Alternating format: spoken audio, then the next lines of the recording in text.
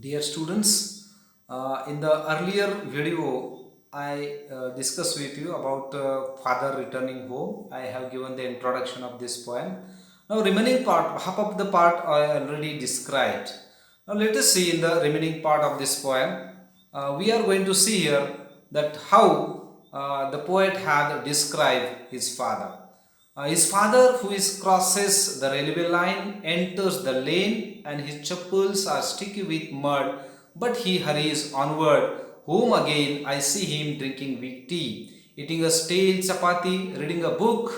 He goes into the toilet to contemplate man's estrangement from a man-made world coming out. He trembled at the scene, the cold water running over his brown hands. A few droplets cling to graying hairs on his wrist.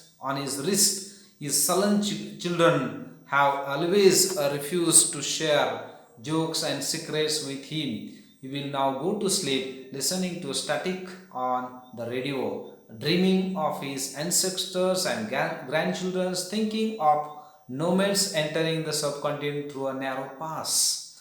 So let us see how the poet has described the beauty, or you can say that handsomeness, or you can say that the reality of his father. His father crosses the railway line. There is a railway line, a big railway line in Mumbai, as already mentioned.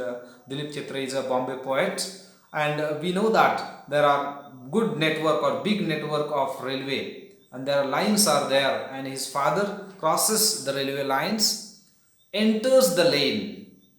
Step by step, he entering into his lane. His chappals are sticky with mud. It was already mentioned, or I already mentioned that, or the poet had already told us that it was the monsoon season and the rain began. The rain began, and due to that, there was the mud, and all this mud stick to his chappals. But he hurries onward home again.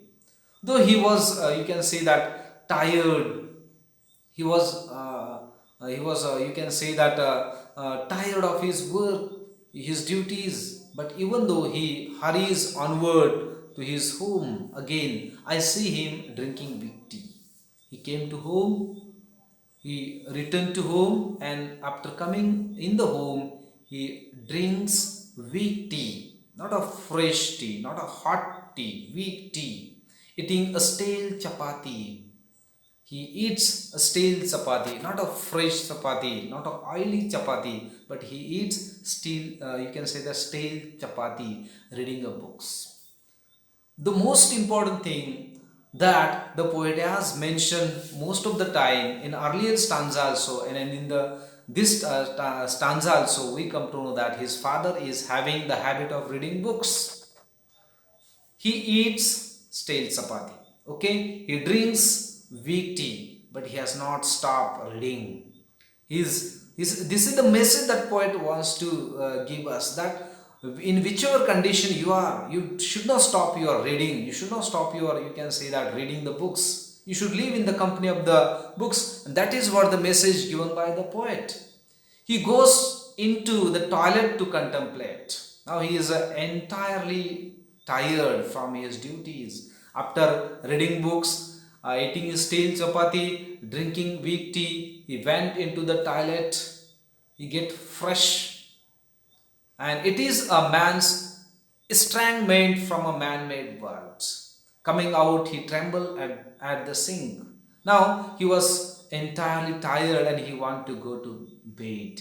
The cold water running over his brown hands. His hands, they are skinny. Okay, his hands, they are skinny.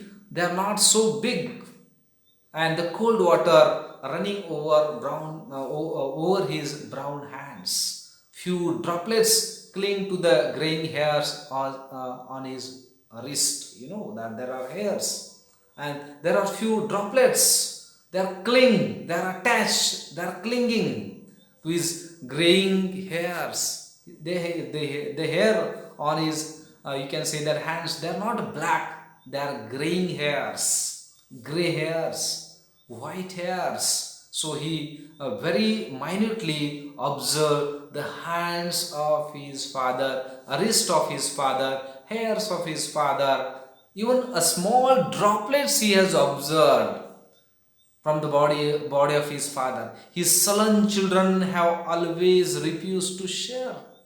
His children's, they are tired, they are not fresh, and he always refused to share. Means the children want to communicate with him, but he always refused to share. There was a refusal given by his father to share jokes and secret with him. Whom to share? Children's, they want to share their secrets, their jokes with their father, but his father refused to share.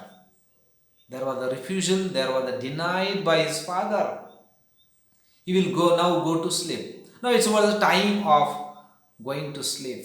It was time to go to bed, because for the entire day he was working in the factory, he was working in the industry, he was working in his farm. So he could not have a stamina to listen to the story, to listen to the jokes, to listen to the, you can say that, secrets of his son or daughter or children. So instead of listening, he you can say that went to listen, or he goes to listen the static radio.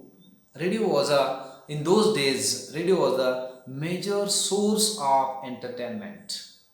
Listening the radio, he was dreaming. What he was dreaming?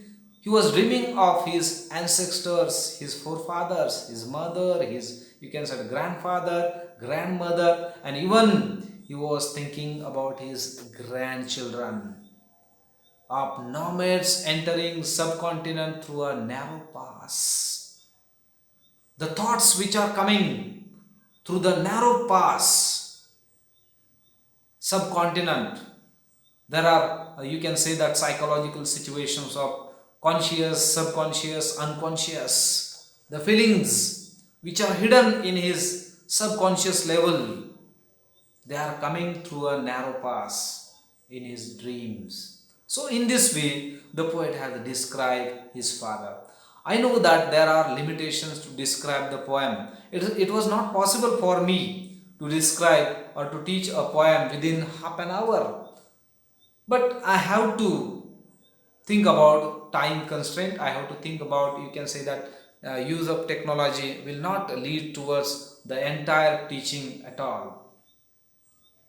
But at the need of time, we have to think about these, you can say that, poems I have to teach in a limited time, in a limited span of, you can say that, time. So what we learn, what is the vocabulary of this poem? Let us see one by one. Commuters. The word commuter means they are regular passengers. Every day, number of thousands of people, lakhs of people, they are traveling by the railway, passenger trains, local trains, and they are described as the commuters. As the commuters. Now, the next very important word, that is soggy. Soggy means the clothes, pants, shirts, they are soft, they are watery, they are soily, there are stains of soil, so that they are called as the soggy, and they are loose, they are not fit. Contemplate. To contemplate means to think for a long time. It is the contemplation. Estrangment, feeling of loneliness. A modern man who is in estrangment, he is alone. There are a number of people. In Marathi, there is a very, you can say that, a very famous poem. I have listened somewhere else. I don't know where I have listened that poem. Mansat Manusa Shodhutami.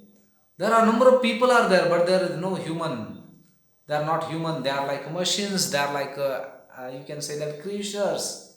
They are crawling for the sake of their bread and butter. They are coming in front, they are crossing each other, but they are not looking at each other because they don't have time. Sullen. Sullen means they want to say something. They are introvert. They are silent. They are mute. Nomad. Homeless man. Nomad is a name of tribe who are homeless. Poet is living in Mumbai. He is living in, you can say that, Char. In Marathi we can call it as a Char. In English we can say that lane, gully, like that. So he is living in the house, but he still feels that he is a homeless.